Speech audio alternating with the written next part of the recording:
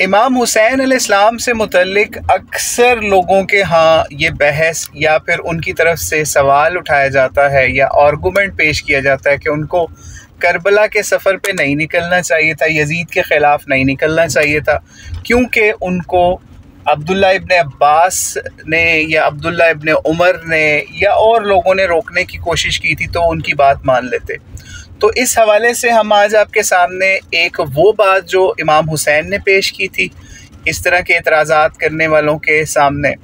Plus second चीज़ आपको हम उसके हवाले से अक़ली भी एक दो बातें बताएंगे जो कि समझ लीजिए नबी सल्लल्लाहु की अहादीस से ही अख़ज़ करदा होंगी। तो पहली बात ये कि जब आपको इस तरीके से मुख्तलिफ़ औक़ात में रोका गया मक्के के अंदर या दीगर मकामात के ऊपर, पहले तो उन्होंने मक्के के हवाले से ये कहा क्योंकि उनको पता था उनके कत्ल का मंसूबा बन चुका है यजीद की तरफ से, और उन्होंने फिर अब्दुल्ला इब्न अब्बास को इस तरीके से इस मामले के ऊपर राज़ी किया जब उन्होंने रोकने की कोशिश की कि जनाब मुझे ये पसंद नहीं है कि मेरे खून से हरम जो है वो रंगा जाए। यानी हरम यानी हदूद हरम जो है वो अल्लाह ताला ने उसकी हुर्मत रखी है कि उसमें कोई जंगो जदल नहीं होगा, ठीक है। तो इसलिए मैं ये नहीं पसंद करता, उन्होंने ये चीज़ बयान की इस हवाले से कि मेरे खून से हरम को रंगा जाए। तो इस चीज़ से हज़रत इब्न अब्बास या अब्दुल्ला इब्न अब्बास भी मुतमईन हो गए और फिर उन्होंने आर्गूमेंट्स उनसे करना छोड़ दिए। अब्दुल्ला इब्न उमर और दीगर लोगों ने भी जब मुख्तलिफ आर्गूमेंट्स पेश किए तो उनका मफ़हूम आपको बताते हैं, जो आप बिदाया व नहाया इमाम इब्न कसीर की जो अहले सुन्नत के इमाम हैं उसमें भी ये आर्गूमेंट या उनका जो आगे से दलाइल थे हज़रत हुसैन के वो भी आप सुनिए बड़े गौर से। वो उसमें नकल किया इमाम इब्न कसीर ने कि जनाब मुझे नबी अलैहिस्सलाम का एक ख्वाब आया है, यानी उनके ख्वाब में नबी अलैहिस्सलाम आए हैं और मुझे उन्होंने हुक्म दिया इस हवाले से, तो इसलिए मैं अपना सफ़र इस हवाले से कूफा की तरफ नहीं रोक सकता। तो इससे ये पता चलता है कि नबी अलैहिस्सलाम की ख़ास ताईद, ख़ास हुक्म था अल्लाह ताला की तरफ से जो नबी अलैहिस्सलाम ने ख्वाब के ज़रिए से इमाम हुसैन तक भी पहुंचाया, बल्कि इमाम हुसैन उस ख्वाब की डिटेल जो है उन्होंने इन लोगों को नहीं बताई। जो इमाम इब्न कसीर ने जहाँ तक नकल किया इस हवाले से उन्होंने ख्वाब की डिटेल भी नहीं बताई, लेकिन लोगों को, ख़ास लोगों को यही बताया कि मैं इस वजह से निकल रहा हूँ कि अल्लाह के नबी का हुक्म है इस हवाले से ख्वाब में। Plus second most important thing जो हमें भी सीखने की ज़रूरत है, समझने की ज़रूरत है कि जब किसी ने रोका तो आपने ये भी कहा कि मैं अल्लाह से इस्तिखारा करूँगा। तो उन्होंने इस्तिखारा भी किया था इस सफ़र के हवाले से। तो आप खुद सोचिए कि जब इन चीज़ों की आप तदबीक करेंगे तो आपको पता चलेगा उन्होंने इस्तिखारा किया होगा और फिर नबी अलैहिस्सलाम उनके ख्वाब में आए और उन्होंने उनको इस हवाले से ऑर्डर दिया। तो इससे हमें ये पता चलता है कि हमें अपनी ज़ुबानों को कंट्रोल रखना चाहिए इमाम अली मकाम के मिशन के हवाले से,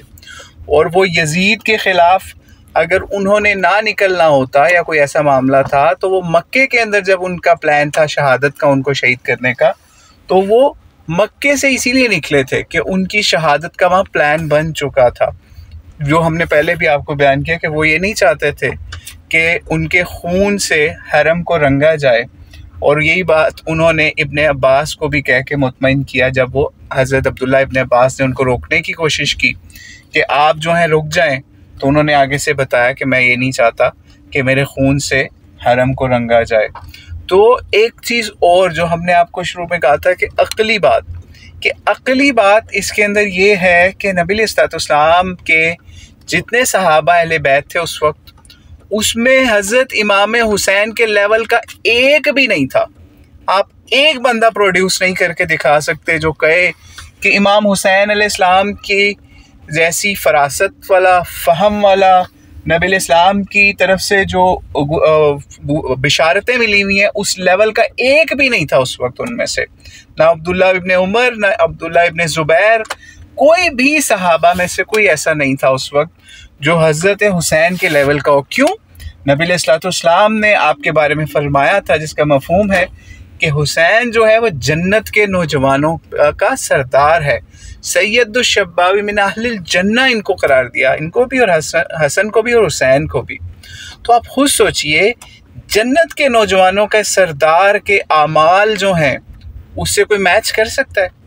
और अहादीस में यहाँ तक आता है कि जो आमाल का दारो मदार है ना, नियतों वाली तो रवायत आपने सुनी होगी, ठीक है, लेकिन जो ख़वातीम है ना, ख़ात्मा, अमाल का असल दारो मदार जो है ना वो आपके ख़ात्मे के ऊपर है। तो ख़ात्मा हो रहा है इमाम हुसैन का करबला के सफ़र के ऊपर, और बचपन में नबी इस्लाम बिशारत दे रहे हैं कि आप जन्नत के नौजवानों के सरदार हैं। तो उस ख़ात्मे से ये पता चलता है कि आपका हर स्टेप नबी इस्लाम की तरफ से स्टैम्प थी उसके ऊपर, ख्वाब के ज़रिए से भी, उससे पहले बिशारतों के ज़रिए से भी, और जन्नत के नौजवानों के सरदार होने के नाते ये आपका उस वक्त फ़र्ज़ था कि आप अपना ख़ात्मा जो है वो इस तरीके से शहादत देते हुए दुनिया से जाएं कि यजीद पलीद जैसे लोग जो हैं उनको मुसलमानों ने हाकिम नहीं बनने देना, और अगर वो ज़बरदस्ती हाकिम बन भी जाएं, ज़बरदस्ती बैतों की कोशिश भी कर लें, तो आपने उनके आगे अपना सर नहीं झुकाना। यानी ये उनकी तरफ से एक ऐसा समझ लीजिए मिशन था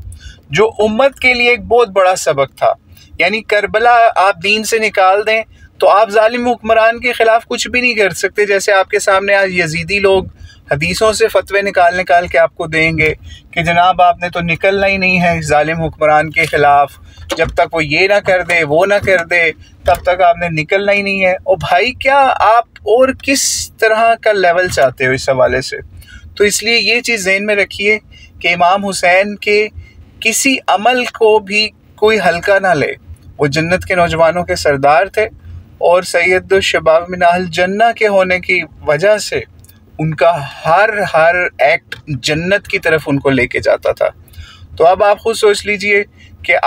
हमने सब ने ऐसे ही जालिम हुक्मरानों की, या जो लोग आपको पता ही है हमारे हुक्मरान कैसे हैं मुसलमान दुनिया के पूरी, तो हल यही है फिर